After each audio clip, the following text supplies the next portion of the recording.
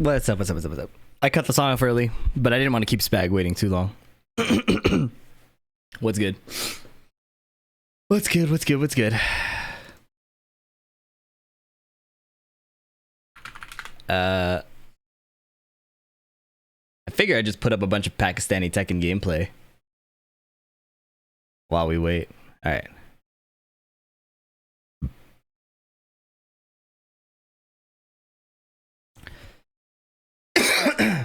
Okay.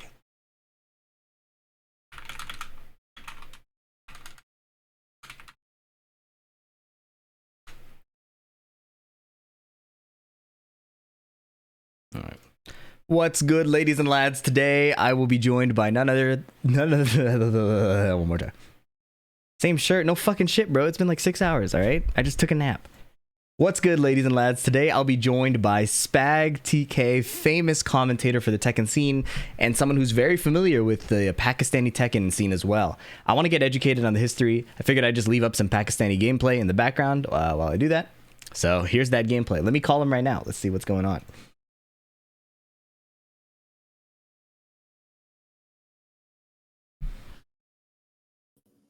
Yo, what's up, Spag? Welcome. What's good, man? How you doing? Good. Thank you for hopping on. No worries, man. No worries. Yeah, so I don't have a good structure for anything I was gonna ask, but I basically I'm kind of, I'm a Tekken 7 kid, so I came in. I mean, I've played the other games obviously, but more or less my esports knowledge starts at Arslan exploding onto the scene in his. So his when did you start run. Tekken 7? I started Tekken 7 right as it came out. I was playing Law. They released Noctis. I played him for like a month, and then I just started playing League of Legends again. So I didn't really compete or get involved until I would say 2019, 2020. Oh, okay. Oh, I see. All right. So like, basically, when Arslan started to join the scene, Evo and all that stuff. Exactly. So I came in at the time, and I've pieced together some small things. Talking to other people, I've heard from the past that like, he had been to tournaments before. That wasn't necessarily his first big tournament. Like people knew his name, but certainly to the mainstream, he was a brand new face, right? Yeah, definitely. Yeah, we got we got a lot to talk about then. I didn't know that you started in 2019. I think a lot of people did actually. There's a lot of people that I spoke to that started in around that same time as well. That was actually for me the golden year of Tekken, and it wasn't just because of Pakistan. I just think that it was like the game was in a good place. I think competitively we were kind of getting used to Tekken World Tour now. We had an idea of who was doing really well, and I traveled all over the gaff as well. I went everywhere. It was a good year, man. Yeah. No, that's phenomenal.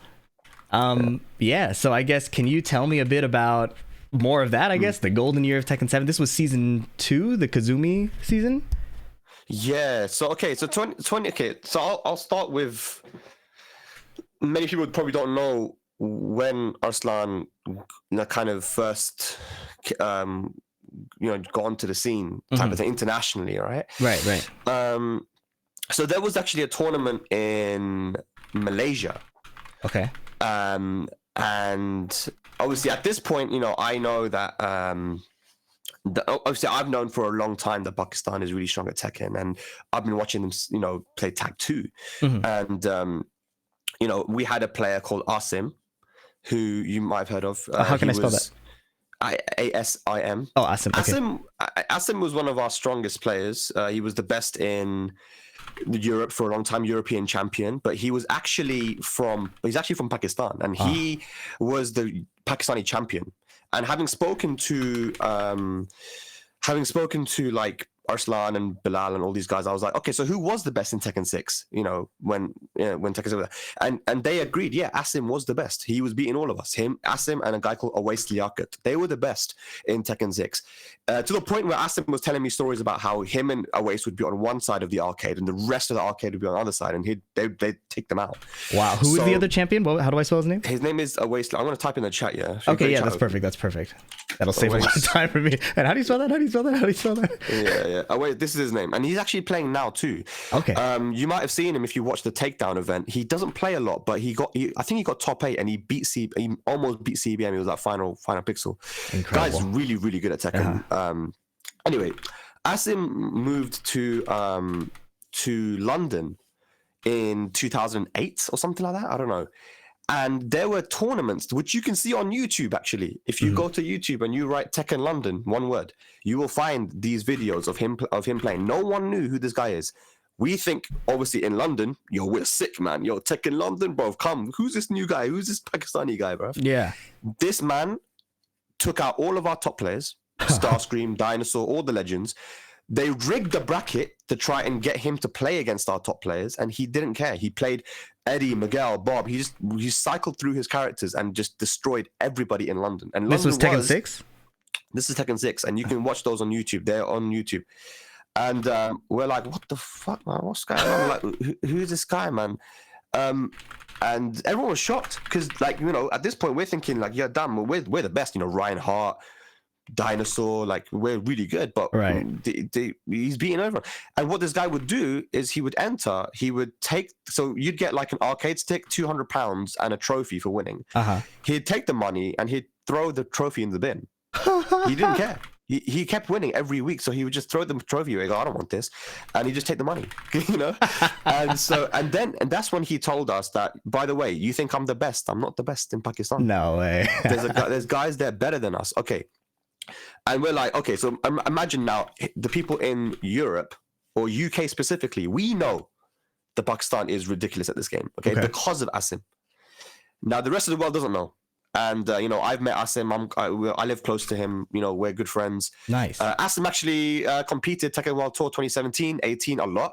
The reason why you probably haven't, like, heard of him too much is because you started in 2019. Right. But actually, he was very close to qualifying for Tekken World Tour multiple times. He just wasn't able to because he had a Pakistani passport. Yeah. He wasn't able to travel to some tournaments. But, you know, he's still really good. And he went to Versus Fighting last year and beat Anakin.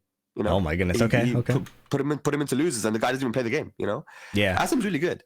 So, yeah, like he's still playing, and he says he wants to play Tekken 8 as well. But yeah, that was at the Versus Fighting last year. You know, I think it was for top 8 in winners side. I think winners quarters. He beat Anakin, and you know, the guy's just really good. And so he said to me a long time ago, I don't lose to Jack because, you know, we had so many Jacks in Pakistan in Tekken 6 and 5 and stuff. Like, I don't lose to Jacks. And there was a whole thing, like, there's a tournament that I ran with someone called Lion's Den, which was the biggest tournament in Tag 2 in Europe. And we tried to get people excited to watch it by getting, you know, some call outs, you know, some drama. And Asim actually called out Anakin. That video is also on YouTube.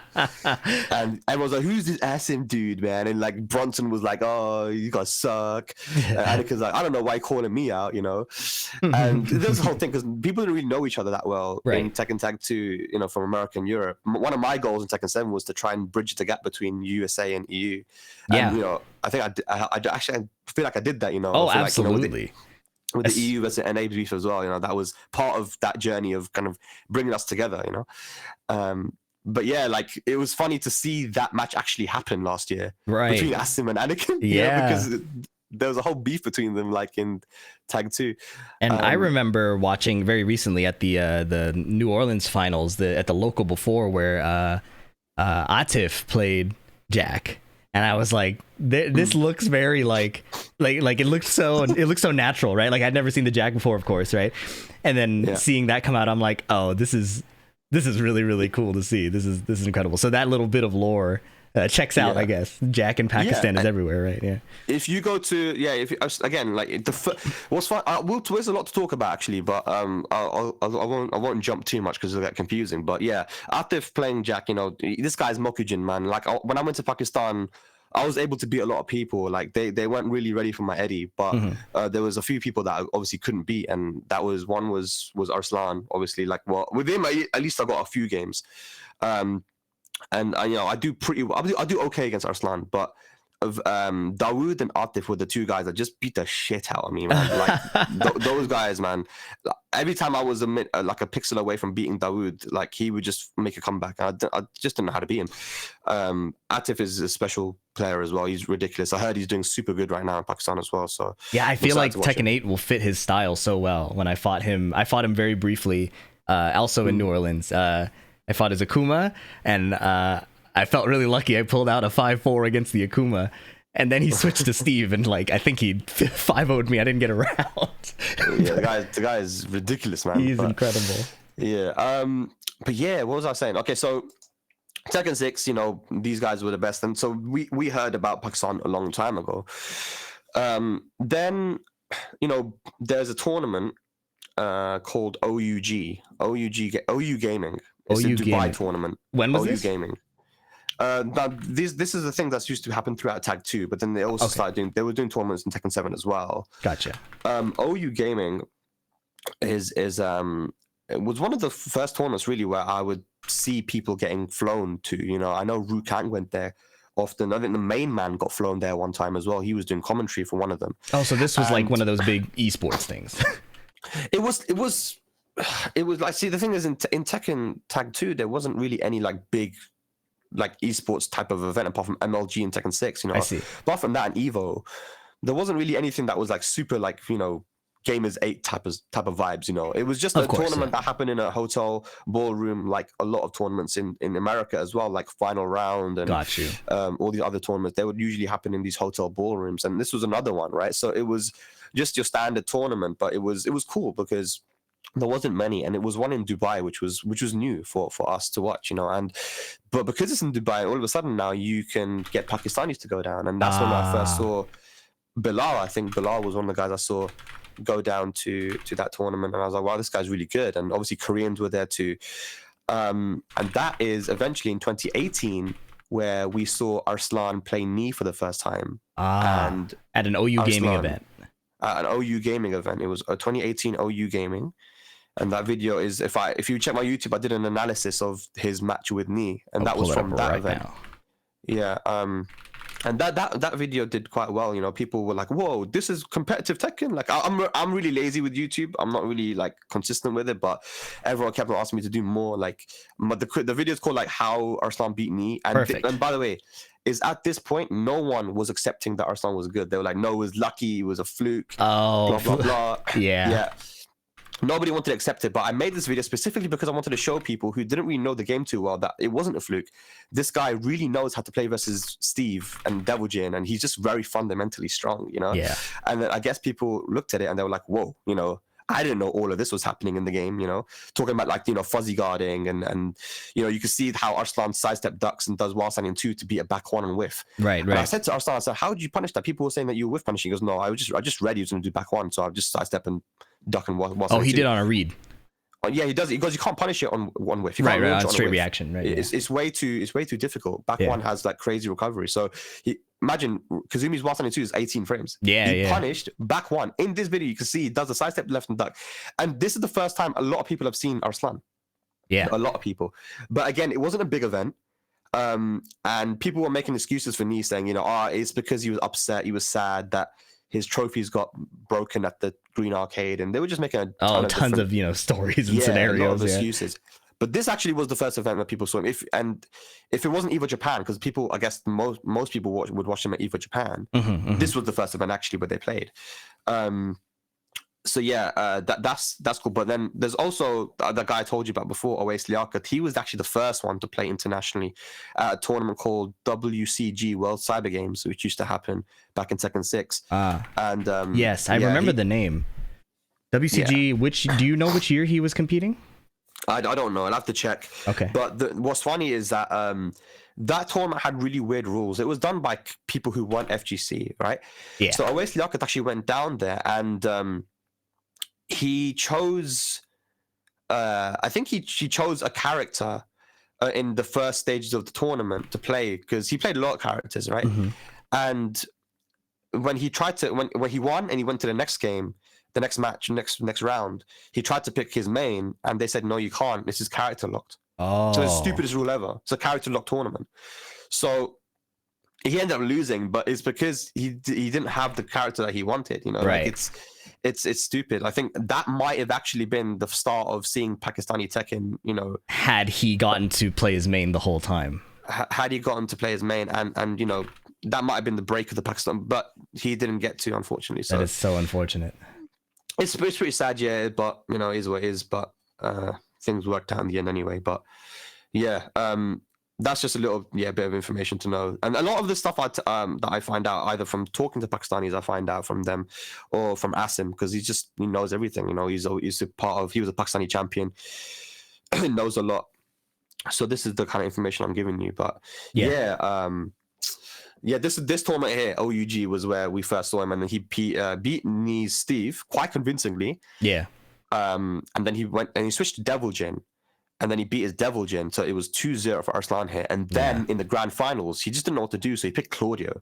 So Nee got to grand finals and had to face Arslan, but he played Claudio, and then he lost 3-0. I don't know why he did that. But this is the first time we see it. And he is part of V-Slash. You see V-Slash, big part of, Arslan's rise here, because, they trusted him. They're like, they obviously know that Pakistan is really strong. V-Slash is also based in Dubai.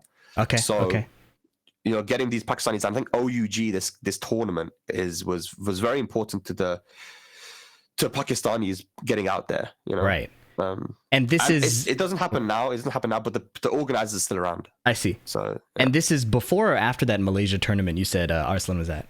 This is actually before.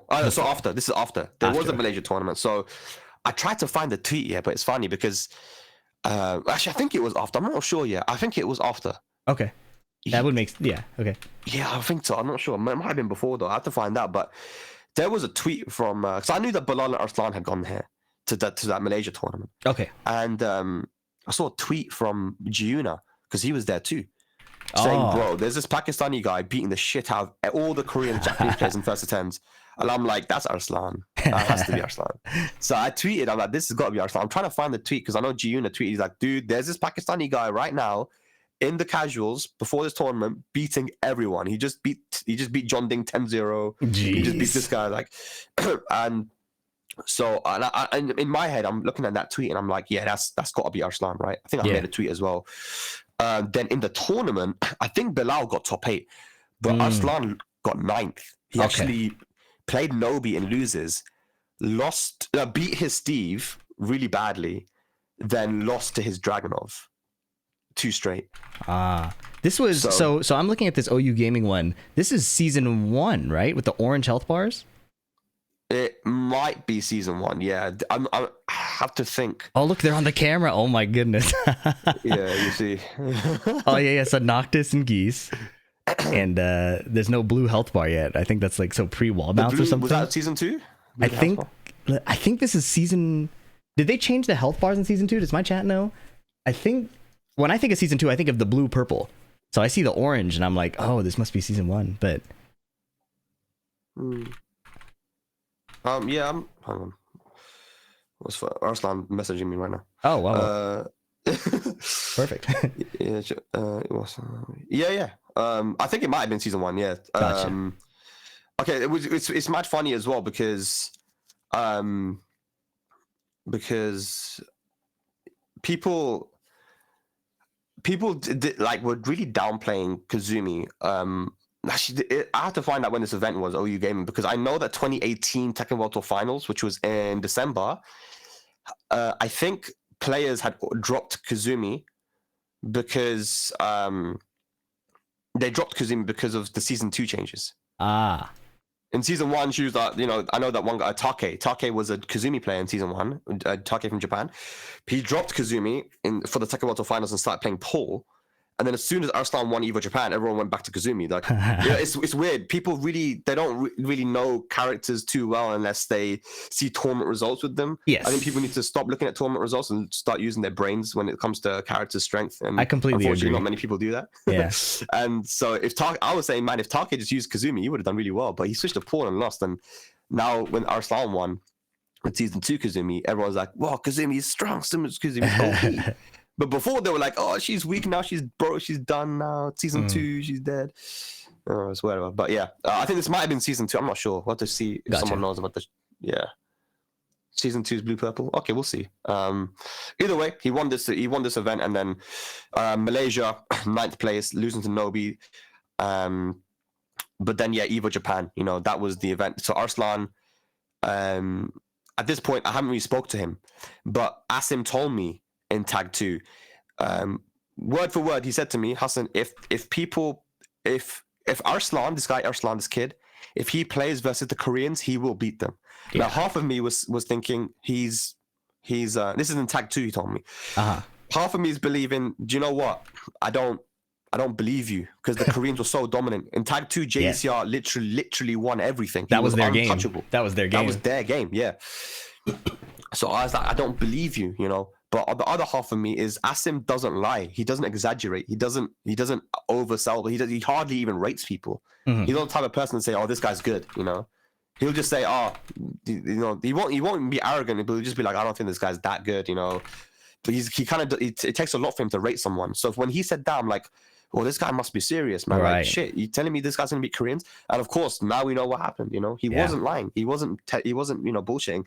That's why whenever he tells me something, I really listen. You know, if he tells me he'll beat Anakin, and he's not worried because it's Jack and whatever, and he goes and does it. Like, this guy backs up his words. You know. Yeah. So, yeah. So that was interesting. And then Evo Japan. So before Evo Japan, Arslan, that's the first time we've actually talked. You know, he DM'd me. And his first DM is, "Hey, my name's Arslan Ash. Maybe you've heard of me. I beat me." And he's like, "Bilal told me that you can help me get to Evo Japan. Can you help?" I'm like, "Yeah, I can help you." I go, "By the way, I do know you. I've known you for a long time." He's like, "Oh, okay, cool, man." And and then he basically needed help because he needed an invitation letter, and it was really difficult to get one because Japan, you know, it's not just, you know, Markman and the rest of the people that are organizing this. Is that you have to think about the Japanese organizers, right? So, and it's difficult to communicate or whatever. So, he needed the invitation letter for the visa. That's quite normal. And you know, Arslan just messaged me now, and he's asking for an invitation letter for other tournament as well that he wants to go to, because it's because with the Pakistani passport, it's one of the worst passports in the world. Yeah, it is so the hardest matchup in the Tekken scene for sure, right? Like. That's so it's like bottom 5. Like it's I think it's even worse than Syria, man. Like, it's just bad, you know. And getting places, you're always going to need a visa. And I think Dubai is like the easiest place for them to go to, but even then you probably need one as well. But that's so anyway, brutal. He asked me and I said, yeah, sure. And I was helping him to try and get one. And it was taking a long time. And he said, you know what, I need to do my application now. So he did it without the invitation, and it got declined. His visa to Japan got declined, and he goes, "I'm going to give up. There's no point." I go, "No, don't give up." I said, "We'll get the invitation letter. Do it again. Make another application." He goes, "Okay." So we managed to get the invitation letter finally, and on like the final day, he does the interview and everything, and it got accepted, which was awesome. And then you know the story from there. You know, the journey to Japan was very difficult for him. An absolute nightmare. That story alone made me the biggest Arslan fan before I even like watched the gameplay and knew what I was looking at, right? I was just like, I can't even play a tournament if I miss like an hour of sleep, and you're telling me he did all that? Like yeah, but when you see the condition these guys play in, you'll understand. Mate, me and Joker went to Pakistan and we went to the Maniacs arcade, and this is not even in the summer. This was like September. Now, these guys don't have AC. They don't have air conditioning in their arcade. They have a fan. But it's like a tournament, a dojo event me and Joker entered. 130 people in a small arcade. It is blistering hot. And, you know, within like just 5 minutes of playing, I've already got a headache because I'm dehydrated. Oh my God. It's incredible. Like these guys play in those conditions every day, you know. And imagine being a Pakistani, you know, if you can become the best player in Tekken or even up top 10 or something, and you can travel international and compete, you're able to make enough money to live very easily. You know, the average salary in Pakistan is $200 a month. You know. $200-$300 a month. If you're winning a tournament which gives you 1,000, to us that's nothing. For them, that's a lot of money. You know? Yeah. You get a salary from a sponsor which is giving you $500 a month. You know, which is very normal for these guys. I mean, that is, you know, you're doing all right. You can look after your family. You can like get a place and stuff. You know, it's they're playing for more. Yeah, they're playing for more than we are. You know? And that they're playing to live. That makes that was actually, I didn't want to make any assumptions, right? So I'm glad you say that. Like, the conditions are brutal physically. Everybody is sweating literally and trying to become the best, and it is literally life changing that they're competing for this. Like, this is There's so much purpose behind it. Now, before Arslan blew up, did it still have that same, I guess, intensity and value, in the sense that like people were still playing to find this kind of monetary success prior to the big worldwide exposure? There was more. There were tournaments within Pakistan, obviously, and these guys were. If you look at this condition in Pakistan, how it is, everyone will think that these guys are like really good friends. Like, yeah, we're just friends. We play. Oh, let's go to locals and let's hold each other's hand. Mate, these guys don't like each other. A lot of people don't like each other. Like, you think that it's like, no, and that is part of the reason why these guys are so strong as well, because they're playing to beat the shit out of each other. They don't like some of these, they're top players, they don't like each other, man. Yeah. There's different factions you got to think about as well. Like, there's different arcades, and the arcades, man, there would be like legit beef, man. Like, no, you guys think you're really good. Okay, cool. We're gonna come down and beat you, and then there'll be like really, there'll be a lot of tension, between a lot of these factions and stuff. And now you have different training camps. You got Bilal's training camp, you got Arslan's, and I don't think there's hate there, but there is definitely that I want to beat the shit out of you, mate. Yeah. You know what I mean? Man, this interview that happened, what is it? This is the Score Esports one. Oh, It's yeah. the only time I do it with my sunglasses, because I woke up like 10 minutes before that interview, and I'm like, I got interviewed like a million times that year, Tell us about the Arslan guy. I'm like, you know what? I can't be bothered to put my sunglasses on. I'll just leave my normal glasses on this time. And there's the one time it gets like 2 million views. Exposed. Yeah. Exposed, man. But yeah, so there is that intensity, and these guys, and I spoke to Arslan, and he was like, we were better in Tekken Tag 2 than we are in Tekken 7. Really? And I said, okay, I go, that's interesting. So I said, would you beat JDCR in Tag 2? He goes, yeah. Wow. I would beat him. Wow. And then we were in Korea, and we went to a Korean barbecue place. Uh-huh. I was with JDCR and Arslan and Ulsan and like Joker and stuff. And I said, JDCR, you know what Arslan said? He said he'd beat you in the first attempt in Tag 2. JDCR was like, okay. Like, he didn't believe it. He's like, okay. Yeah. But Arslan was like, yeah, I would. He just said to him, yeah, I'd beat you. Like, let's do it. Let's figure out a way. And this is something I'm trying to do, by the way, bro. I'm gonna organize this. Right. Get them nice and warmed up again, and really get that set going. That would be cool. That would be really, I'm really telling cool. everyone right now who's watching the stream, I'm telling you, bro, I'm making that happen. Oh, that would be because JDCR, so fire. maybe people weren't around back then, you weren't around, but bro, I'm telling you, watch videos of Tag 2 JDCR. This guy was unbeatable. He didn't lose a single tournament internationally. So that was Didn't the lose. first time I studied frames in Tekken, was Tekken Tag 2. I played Double Law, and I was watching JDCR and Rip and Just Frame James. That was my upbringing in Tekken, like base roots of competitiveness. Yeah, same, bro. When I started competitive for the first time, it was Tekken 6, and I was watching Rip Just Frame James. To this day, Just Frame James is still one of my favorite players ever because he's just so creative. Yeah, no. His stuff in Tag 2 is insane, and he was beating Koreans in Tekken 6 as well. It's crazy, but so these guys were very strong in Tag 2 and Tekken 5. Tekken 5 was a game where they were all really good. Asim was telling me that, there's guys like legends of the past that contributed to Pakistan being the way that they are now. There's a guy called Atif. This is like really like fucking work. I'm getting into like some shit that no one knows, outside of Pakistan. Yeah. The guy called Atif. Not Atif, but it's a different Atif. This guy, so in Tekken 5, Pakistanis were like super good at Tekken. They're still as good as they are now, maybe better. Right. And in Tekken 5, there was a character that was broken beyond belief, and that character was Steve. Steve 5.0 Steve? 5.0 Steve. His ability to be able to just kill you with one side step and a 1-2-1 or whatever. And, that character was just like very, very strong, right? Mm-hmm. But imagine Asim told me that this guy, Atif,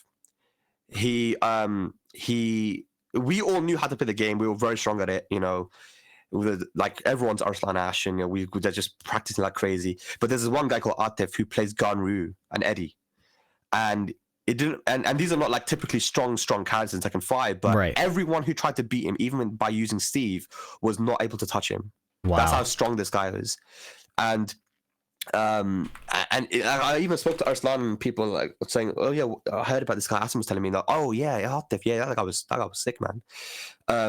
So this is like some more information just to let you know that there were guys, who like you had that crazy level of defense in a game which is like broken basically. You have characters that are broken, and they just weren't able to.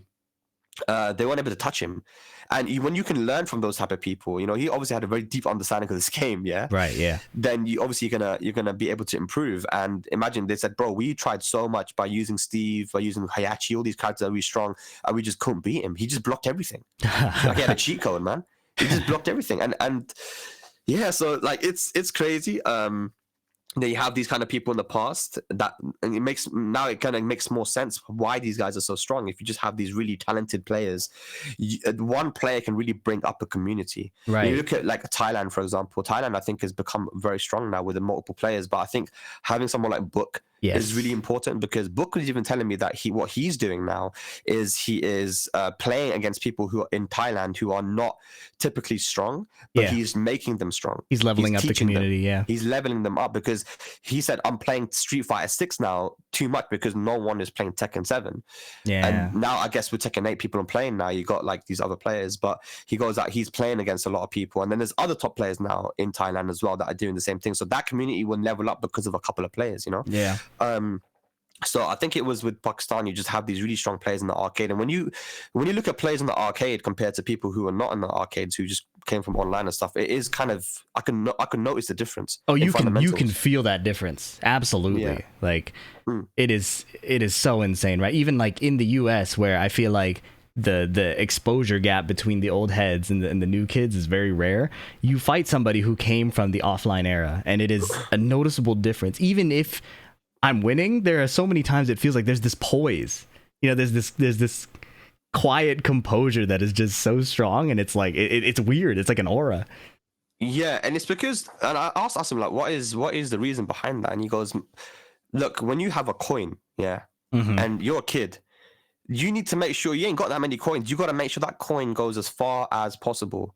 In an arcade, you're going to put that coin in, and that's your turn. If you lose, that coin is gone, and you now have to wait and play again, and like wait for your turn again, and you're going to be salty because you just lost. But you put that coin in, and you try to win as many games as possible. But you basically let that coin go as far as possible.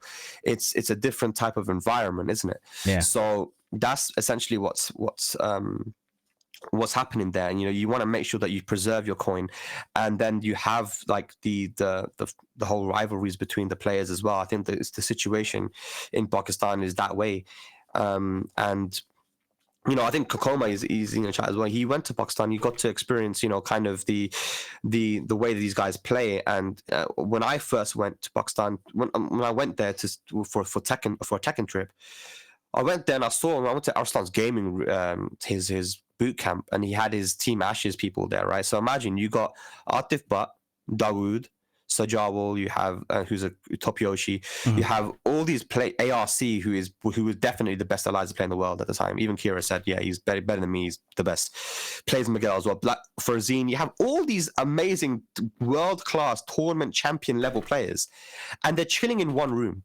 And when you play, and Joker, we arrived at 12, okay, Qasim Mir picked us up, right? Made us breakfast.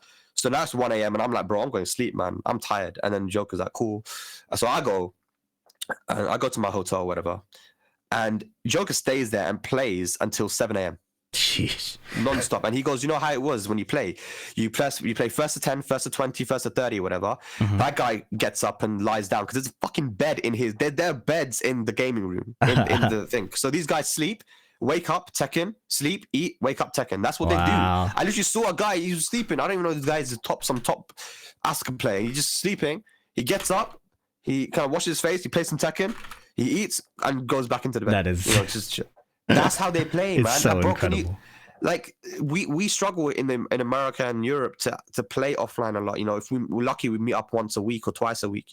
Yeah. But these guys are playing optimally versus the best players in the world constantly. In like on PS4, and it's because of them. They grind so much that they're able to be so good. They're in practice all the time, and you have access to all these strong players. Like Joker was saying that if you wanted to play versus a certain matchup, there'll be a top player they'll just turn up and play. And if you have someone like Atif and Dawood who you can play with all the time, you can learn so much. I was there. I learned a lot as well. I mean, I wasn't even there to play Tekken. I was there to do other stuff, but I was there and I played like long sets, and I was like, wow, I'm learning. And Dawood is like super good as well, because he'll like talk to you and let you know like, okay, you need to do this, you need to do this, and it's sick, man. The environment, you should definitely go if you have the opportunity to. Yeah, you know, like that, man, that is so cool. Yeah, I was and that's saying, that's why I told Kokoma that he needs to go. You know, he needed to go there, and he did, and he trained a lot, man. So it's crazy, but yeah, when it comes to the way these guys play, it's very much like there's a lot of emphasis on reactions, which we don't have. I feel like in Europe and in America, we don't talk about reactions a lot, but in Korea and in Pakistan, they talk about it a lot. I said this to Joker. I said this to Gosain and stuff as well. Like, there's a big emphasis on reactions and you know, all that kind of stuff. And if you look at Knee, I interviewed Knee in Thailand. I said, what do you think about the Pakistani play style? This was in 2019, right? So it was the Tekken World Tour after Arslan won Evo twice, and he's like, he feels like Pakistan is a lot about space control. Like they don't do a lot of sidestepping, but they have amazing, crazy pressure with their space control, and their punishment is perfect. They just punish really well on whiff and on block, you know, and they have great space control, you know. So, and I agree with that for sure. I definitely agree with that analysis. But they also have crazy reactions because they're playing all the time. And you'll notice actually, if a Pakistani player doesn't play for a while, and I noticed it was Asim, it's so clear. He becomes one of the best players in the world if he's playing all the time. If he stops playing, this guy, he just becomes a scrub, man. It's so weird. Because if I don't play for like a month or 2 months or whatever, I'll still pick up the game and still be able to beat people, because I don't really emphasize my reactions too much. I just emphasize more kind of match up, mind game, that type of stuff, right? Yeah. Whereas these guys are just looking out, they're trying to, you know, react to everything. Ulsan is similar as well. Ulsan, low high, these guys, they have cracked reactions, but their reaction time isn't actually better than our reaction times. It's just because they've got themselves accustomed to the moves, right? It's deeply I did a reaction owned, time test with these guys, and I actually beat Ulsan and low high, you know. Okay, yeah. but it's not but they've trained their reactions versus, I mean, that's what Pakistanis do too. You know? No, the sense I got too is it's so deeply instinctual. Like their eyes see something on screen, and there are so many layers of built-in muscle and like neurological memory that we just do not have meeting up once a month for 6 hours when they do that every day, like it's just another day at work. You know what I mean? Yeah. You're playing all the time, and every time I ask Asim, because I have to ask him multiple times, like, dude, like, why are these guys so good? He goes, Hassan, they play all the time. They're always playing. They always play. Like, they play. And I'm like, but I'm thinking to myself, but people in Europe play a lot as well. Like, they do, yeah. Europeans, we play every day, but it's different. These guys are playing offline in that environment, you know, and they are specifically training their reactions. I'll tell you right now that I've asked Pakistanis how they train their reactions, and they wouldn't tell me. Some of them wouldn't tell me. Wow. But I asked Awais Liaquat, because he's a very nice guy, and he was the best in Pakistan. No one could touch him. There's videos of him beating Arslan as well in Tag 2 on YouTube. If you're Awais Liaquat versus Arslan Ash, you'll actually also see a Season 1 Tekken 7 tournament where Awais won with Josie versus Kazumi in Season 1. So Awais Liaquat, he told me, because I was with him when I went to Pakistan a couple years ago, he said the way you train your reactions, because he had cracked reactions as well, is you go to practice mode, you set a move like, let's say Asuka down 1+2. People say it's reactable, but it's kind of on the cusp, you know. Maybe that move that's like 21, 22 frames. Right. You set the computer to do it, like just do it raw, and then just block it 100 times. Just block it. But Zafina down 3, same thing. Just block it 100 times in practice mode. Wow. You don't have to change the timing. Don't do any of that. Just literally have the computer do the move and block it 100 times. 1. And then 2, you just do it. You keep just getting your eyes to look at the animation. No timing change. No like anticipation. No dashes. Just literally looking at the move.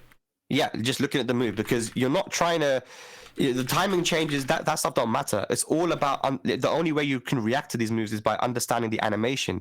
Once your eyes understand the animation of the move, your muscle memory is going to start to kick in, and what you did in practice mode 100 times in a row is going to start to work. You know.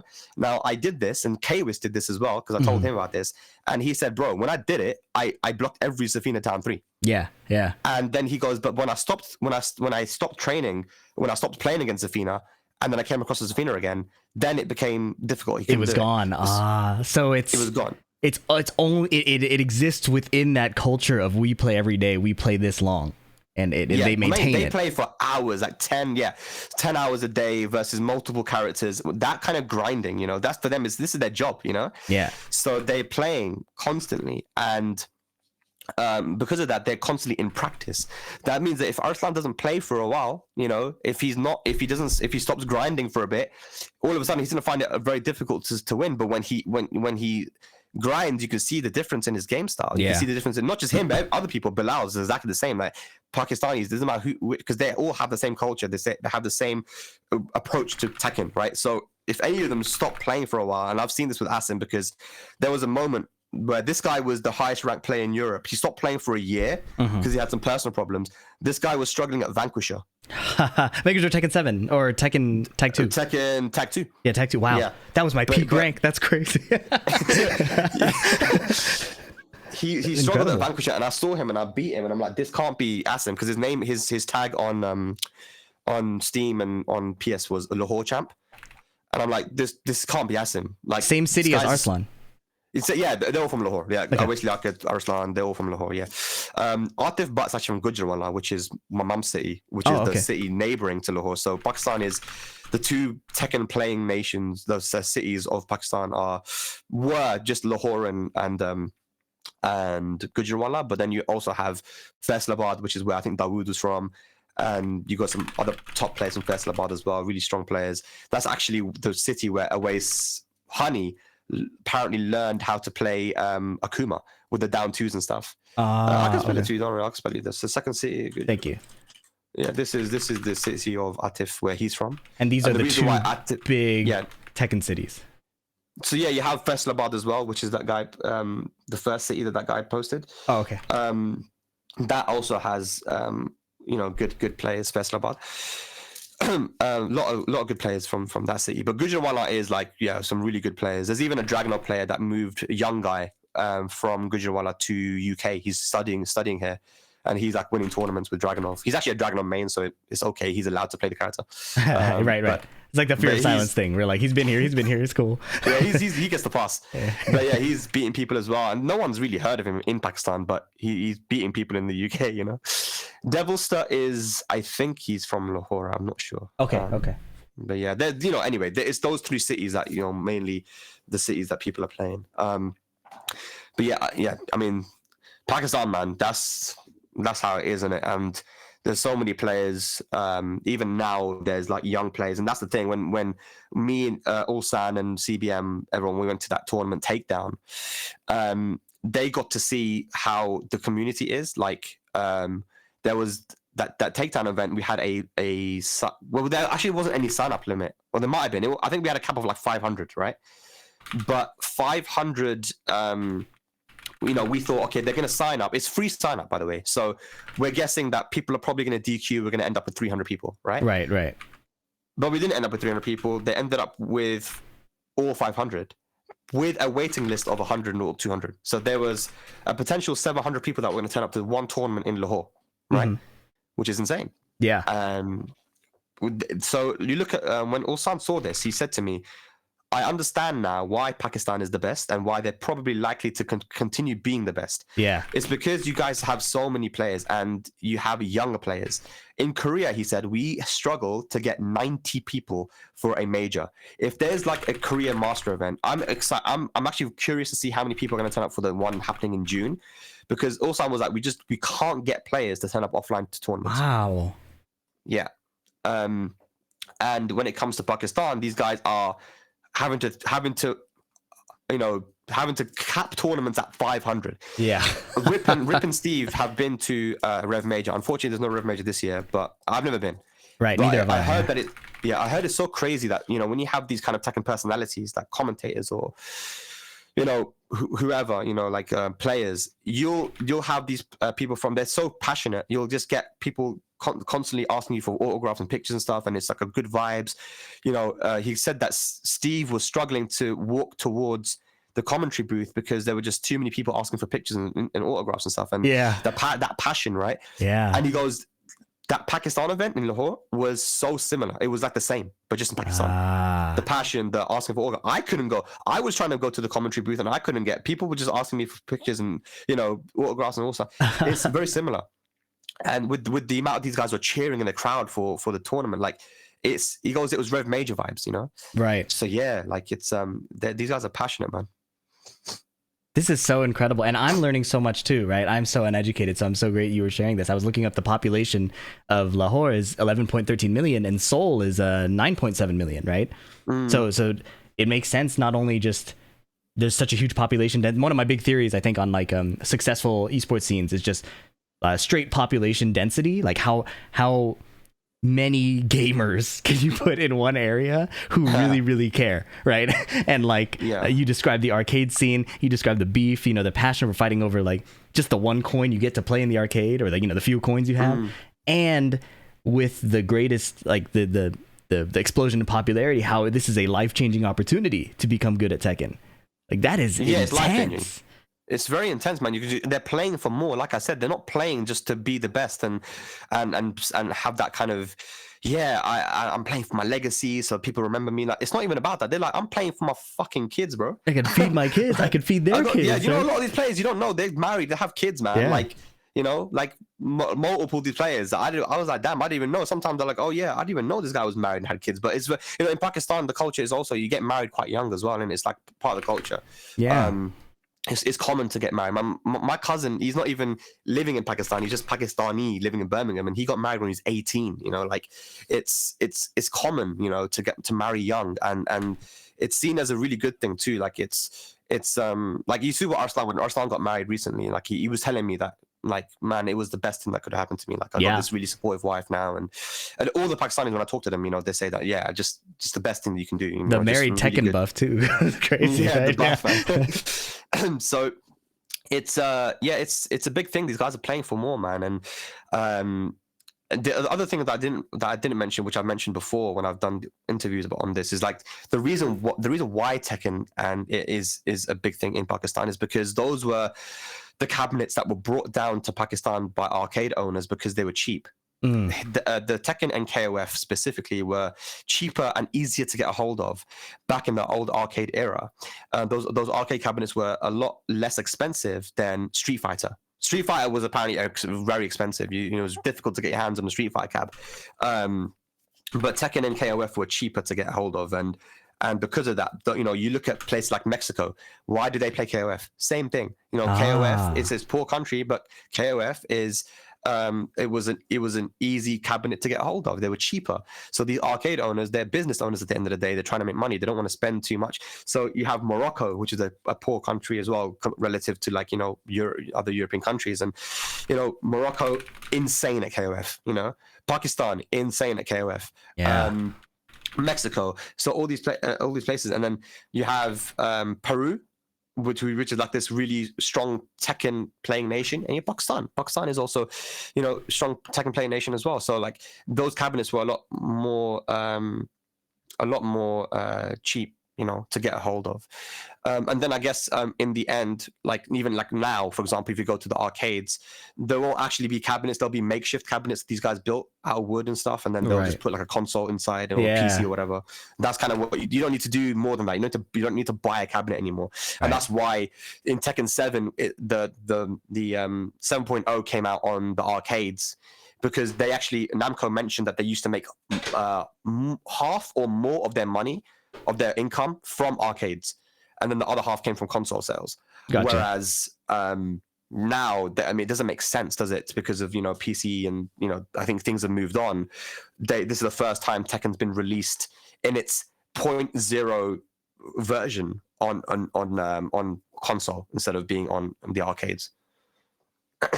I see. Gotcha. I asked it briefly, but I wanted to double check. You said, like, we talked about like the salaries and the money they were competing for, and clearly in Tekken 7 that's a big thing. Was this an incentive that existed back in Tag 2, back in Tekken 6, or is it something that's pretty new relative to Arslan's come up? I think at the end of the day, it would have existed then as well, because even though tournament prize pools weren't amazing, they were trying to go to Tekken international Tekken Tag 2 tournaments. I see. So Okay. there was a tournament, Head Stomper. 20, you know, you might have heard of it. Head Stomper. Yeah, It's Head like one of Stomper. the major, and that's been happening since Tag 2. And I've been going there since Tag 2. One of my favorite tournaments. Headstoppers in Sweden, and sometimes it happens in Denmark. Then Malmo in Sweden and Denmark are like right next to each other anyway. They're like neighbors, so they switch between the two. But normally it's in Sweden, and there was this time it was in Sweden in 2015, I think, in Tag 2. And I didn't know, but Qasim Mir, he actually signed up for that tournament. Oh, back in Head Stomper in Tag 2. In Tag 2, but he did his visa application, and I guess he was waiting for his visa, whatever. He had every intention to come down, but then he didn't bother to check if his visa got accepted. It did get accepted, but he just assumed it didn't get accepted, and then he didn't come. But again, another opportunity for and you know who else was at that tournament? Who? JDCR. Oh man, he was in Europe, living in Europe with Kuiper at the time. Wow. So when I tell you that there would have been an opportunity for a Pakistani to make a scene and shock the world, that would have been another opportunity. And because JDCR was winning everything in Tag 2, he won that tournament quite easily. Sorry, Fergus, he beat that ass, man, in grand finals. But you know, it was normal. We see this guy in grand finals of a Tag 2 tournament, he's gonna win. But Qasim beat JDCR in at Rev Major in Tekken 7. So I would definitely feel like this guy has the skills to do the same thing in Tag 2 as well. Yeah. You know? So there were multiple opportunities for these guys, and they were trying to come down to Tag 2 tournaments. And I think going somewhere like Evo, you know, I think you still win a decent amount of money, especially for Pakistan. You know, like as a Pakistani, that money goes a long way. So yeah, that passion to compete and to get good, to make a name for yourself, to compete at the best level. It might not have just been all money incentive. It might have been also just because they want to be the best. You know, they're very competitive people. Yeah, no, that is so cool to get caught up on. Not just Arslan's come up, but is every time I hear somebody talk about Pakistan from Pakistan, it's always, oh, I'm not the best. There's someone way better, and then they actually are nasty, right? Like that's such a funny occurrence, that like a recurring pattern. It's like this legend from before is so good. Yeah. It's there's so many players, and that's the reason why I think that Pakistan is in a good spot, because those players are grinding constantly. They all want to become the next Arslan. I think Arslan's inspired a generation. Yeah. A lot of people, even in the UK, you know, there's a lot of Pakistanis in the UK, by the way. You know, if you think about it, it's weird because we don't have any interaction with Pakistan until Tekken 7, but me, Gosane, Blackbeard, you know, Blackbeard's not from UK, but he's in Europe. Right. Me, Gosane, Joker, Blackbeard, who else, man? There's so many like Pakistanis that play Tekken in Europe, but we didn't go to Pakistan. It's not because of Pakistan, you know. It's in spite of that, you know. We just, I don't know what it is, man. Like, why did I get into Tekken as a Pakistani? You know, you know, is it in my blood, bro? Like, what the hell? You know? Like, maybe it is. Maybe it fucking is. Yeah, maybe just Pakistanis love that shit. I don't know. I got into it because I was like, man, yo, this game looks sick. Yo, Law, Bruce Lee. Yeah. I think maybe Pakistan just love Bruce Lee or some shit, and they're like, yeah, let's play that game, man. Law and shit. I don't know, but it's crazy, man. Like how, you know, because when obviously Pakistan came onto the scene in 2019, a lot of people were looking at me. They're like, oh, because I was talking about it before, and then people made fun of me, and they made fun of Asim as well. For Asim said it publicly, and I said it as well, that these guys are going to beat the Koreans if they play offline, and everyone's like, shut up, you know. And it's fucked up as well, because there was a lot of resistance to accepting these guys were the best. Of course, were really good. Yeah, there was a couple of guys who used to be my subscribers on Twitch, bro. It's mad when Arslan won that OUG game event, and I'm like, oh, these guys, they were making excuses. They were knee fanboys, and they're making excuses like, oh, knee, da da da. And I was like, no, mate, they just won, you know. Yeah. And I didn't say anything. All I said is, no, he just outplayed me. Yeah. And they call me racist, man. I was like, wow. yeah, you're racist. Fuck you. And then they just like, don't watch my stream anymore. I hate this guy. Oh my god. It was crazy, insane. man. I'm telling you, there was a lot of resistance, and even I'm not going to call names because I don't want to be that guy. But there were some people in the United States who were like, stop saying that Pakistan is good. It's just Arslan. And then all of a sudden you have Atif Butt and Awais walking into Japan against, you know, to the master event with all the best players in the world from Korea and Japan, and they get number 1 and number 2. in Pakistan. You know, yeah, they're using Akuma, okay, but everyone in America was saying Akuma was C tier, okay, so that's a C tier character that won that tournament, okay. But the Tokyo Masters, you know, Atif and Awais won, and at that point it's like, okay, a bit harder to say that it's just Arslan now. But it's a stupid thing to say anyway, because how can someone be so good and not have a good scene, you know? Yeah, like but then, truly, like it is kind of anybody who's ever done any gaming anywhere. It is so rare to actually be the one person that comes up on your own. Like that is such an anomaly, right? That is like in any esport, any kind of discipline, it's a community, right? Like, and I think it's really cool that Arslan has been so from the beginning of anything I've ever saw of him, he's always built up the community on top of his accomplishments, which is so cool to me. Yeah, for sure, man. And then Bilal won the LCQ, which was a crazy run. You know, that LCQs are always my favorite tournaments of the year. I always love watching LCQs. You know, Joe Crush did amazingly this time, and that was an incredible run. It was. LCQs are just really fun to watch. And 2019 LCQ was probably the most stacked LCQ ever, because there was so many. Because it was in Thailand, there's a lot of Pakistanis that are able to go to Thailand. It's not difficult for them to go there, right? So, or getting to Asia in general, any place, even Japan, it's not as hard as it is to get to Europe and America. So there were quite a few Pakistanis there. Actually, people don't know. There was Hira Malik was there. Yes. Ehsan Ali was there. Awais already qualified. Did he qualify? Yeah, he qualified. Atif was there. Atif Butt was there in the LCQ. Bilal. There were a ton of Pakistanis there. The John was there too. Oh my and it was so weird because, mate, there were these Pakistanis there, and the commentators always do this thing where we guess two names of people who's going to win the LCQ. Right. No one guessed Bilal, but everyone was like the John, someone else. But it was crazy because you know, you have AK, you got like Book and all these guys, and the ton of Japanese, like Kagemaru and blah, blah, blah, blah, blah, Fighting Spirit. So it was stacked as fuck in that LCQ, man. And it was the first time I actually saw Japan when they're rooting for their boy. They just get so loud. It was crazy. I thought they were like, you know, these kind of quiet people. No, they went crazy, man. And they got so loud when Kagemaru played the John that the John just froze up. It was because the Japanese were screaming. And I was like, mate, I said to Arslan, because Arslan Khan was sitting next to me. I'm like, mate, say something to him, man. Like, give him some coaching. The guy's shitting his pants. And they're like, oh, okay. Like, they weren't really experienced, Fee, when it comes to tournaments, you know, like international, that kind of environment of an international being behind you and they're screaming for the other guy, and there's like this kind of rowdiness. Like, maybe that happens in the arcades there, but like when it's international, they kind of just rose up a bit. It's so different when it's international. Oh my goodness, it's so different.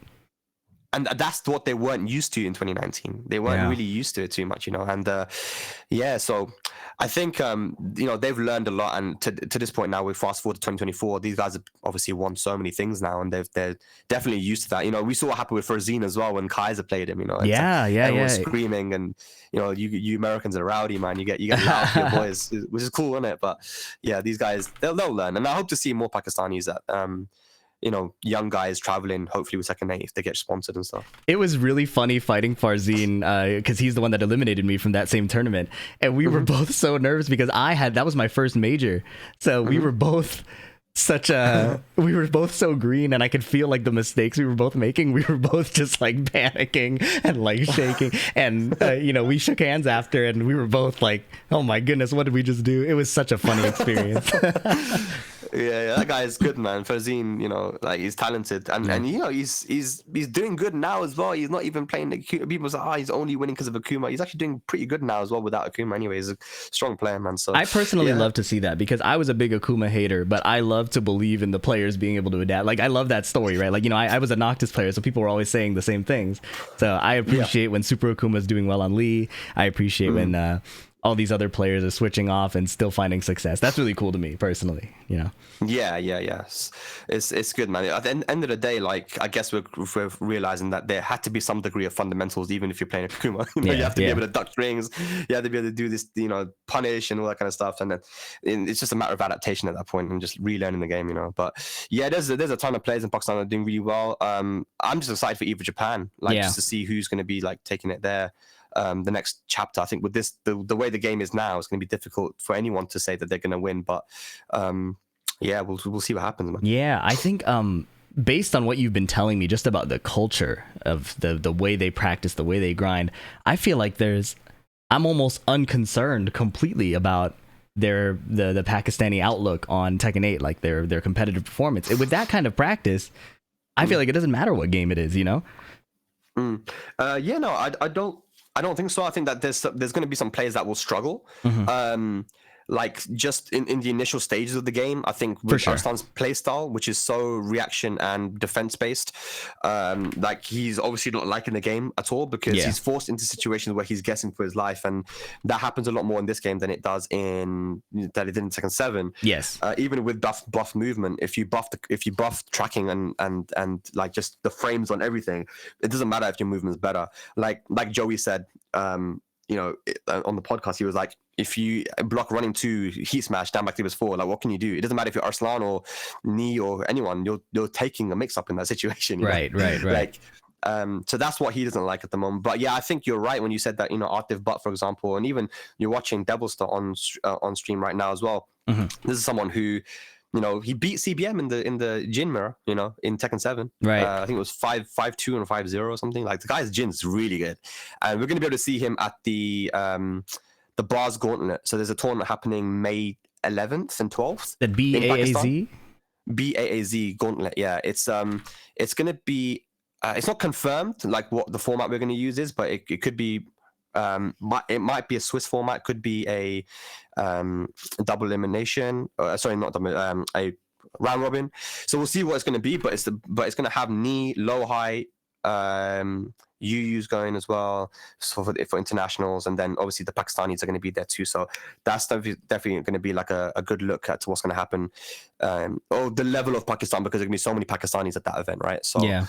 Evo Japan will be a good look as well, but you're not going to have a lot of Pakistanis there. I think people are struggling to get visas at the moment. Unfortunate, yeah. Yeah, this is cool, man. Thank you so much for the history lesson. This is I'm such a big fan of this theory, and I don't know if you saw on Twitter, but how it kind of all came about is there's a American who lives in Korea, big in the League of Legends scene, LS, and Speedkicks tweeted that NA's problem or strength, however you want to frame it, is that they're really good at finding new styles of play, but really bad at refining existing styles of play. So NA often has that edge either in a new game or a new meta or things like that, and then the other countries that are refiners, like these guys grinding 8 to 10 hours a day, blocking one move, going to bed, doing another first to 30, right, tend to shine in the end. And I think you see that in the Koreas, the Chinas, the Pakistans for Tekken, and KOF, right? And so this conversation came about because I think he's interested in the history of that. So I reached out because I was a big fan of his and was like, I would love to have a conversation with him. But also I think that if you find the time or opportunity, he would probably love to hear from you, because you have just such a deep, in-depth understanding of how Pakistan has operated in the context of Korea and Japan as well in the Tekken scene. So if that's something on your radar, I definitely recommend it. I think it'd be a cool conversation. Yeah. I mean, I don't know who this guy is, but I mean, if he wants to talk, I mean, just let him know. I'm always down to talk. I love talking about this stuff and talking about Tekken in general. I think, what Speaker said about the playstyles thing, I don't know. Maybe, you know, I don't know. Maybe Speaker says a lot of things. I don't know. Maybe, you know. I mean, it checks out in my understanding of at least seeing like League of Legends. The Americans love finding new builds. They love finding new like team compositions and things like that. But then you see them like make more mistakes mechanically or in a lot of the fundamental situations, which at least in I don't think it was the case as much in Tekken 7 and the other Tekkens. Again, I'm not educated enough to make that kind of statement, but historically in American esports, that's tended to be the case. So that was I think my understanding has been for a while when it comes to America is that not all of the players, by the way. I think with people like Anakin and Joey and these guys, I think they don't have this problem, but I think people they overthink way too much. Like, they make it more complicated than it has to be. Like when I spoke to Lohai once, because he lost the first game in tournament, then he won very convincingly the next two. I said, what did you do? Like, and it wasn't you know, E equals MC squared and, you know, the second law of thermodynamics. It was he was ducking, so I did more mids. Yeah. You know, It's something so sometimes simple. yeah, and if you talk to Pakistanis too, it's the same thing. They're not overthinking. They're like they use pokes. They get information on the reaction from the opponent. They'll dash in their face. They'll see what they do. You know, Bronson was also really good at this as well. Like he didn't Yeah. overthink, but he was just really good. And I spoke because me and Bronson used to speak a lot in tag 2 when I was learning the game. He actually taught a lot me and Fergus like a lot of different things, even though he was a fucking troll. Like he would actually sometimes teach us good shit, you know. And Yeah, he's like, yeah. sometimes a really good thing to do is just dash in your opponent's face and just see what they do. Yeah. And once you've done it enough, and when you have all these kind of information finding tools like down forward ones or whatever, right? Just see how your opponent reacts to them, how they wake up, and all this kind of stuff. Then this automatically, as a player, you'll start to just remember all these things, and then it'll become natural to you that, oh, my opponent's doing this. This is how I need to adapt. And then it's just a matter of knowing your own character enough to know how to adapt versus your opponent, right? And I think there's not like there's many different ways you can play this game, but there doesn't need to be you don't need to like find out, you don't have to go on this mad journey to find out the most optimal way to play. I think in this game it's going to be difficult. We're just a new game, right? Right. But people are allowed to have different play styles. And there's many different playstyle that will work. The aggressive playstyle of Atif, the more defensive playstyle of Ni, and all of these can work in their own ways. And that's the beautiful thing about Tekken, is that it's such a diverse game in the way that you can play it, right? There is no one optimal way to play, Yeah. So even though it's a good thing to try and find different ways to play, I think you should also understand if you're a player that is more edging towards the defensive side and you're more comfortable and you like playing that way of Tekken, then just do that. Don't force yourself to play a play style which is against your natural kind of disposition. Yeah, So, I completely agree. I think it's really cool, and it's funny that you mentioned it's so simple sometimes. My entire training, I think, like from Tekken from 2022 to 2024 was to log on and play online or play sets, and my only job was to look at the screen and breathe. It was no more strategy, no more theory crafting. I was getting coaching from Speed at the time, and he was saying, you just got to look at the screen and breathe, bro.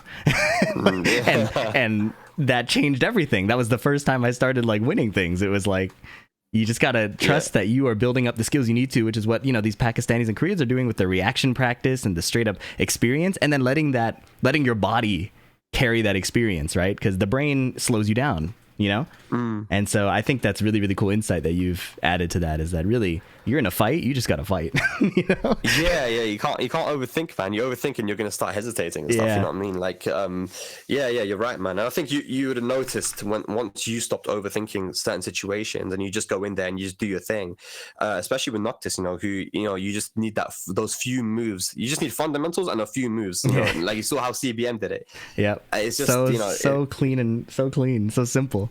So yeah, that's it, man. So yeah, it's cool, man. I'm excited to see how this game's gonna develop, because it's so crazy right now. So, but yeah, thank you so much for getting on. I know we've been on for like an hour. If I have more questions, I'll probably message you if that's cool. But this was man. Yeah, for sure. Yeah, and looking forward to your next Heat Speak podcast. I was watching it on stream. I sent everybody over there, and I was like, yeah, this is my favorite kind of Tekken stuff. My brand is more talking than playing anyways. So I love the podcast. I love these conversations. I love the history. I'm really looking forward to what you do next with it, man. Yeah, come. You can join the next one, bro. I was actually going to ask you anyway. Yeah, Sweet. I'll see. I've already asked. I think the next episode will be with the Koreans, and I'd love to have you on as well. Oh, so boy, that'll be great.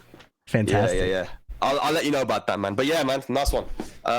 Enjoy your stream, and if you have any more questions, let me know, man. Cheers, man. Thank you so much. And everybody that was Spag, definitely check out his stuff. Take it. I'll link it. And yeah, thank you so much, man.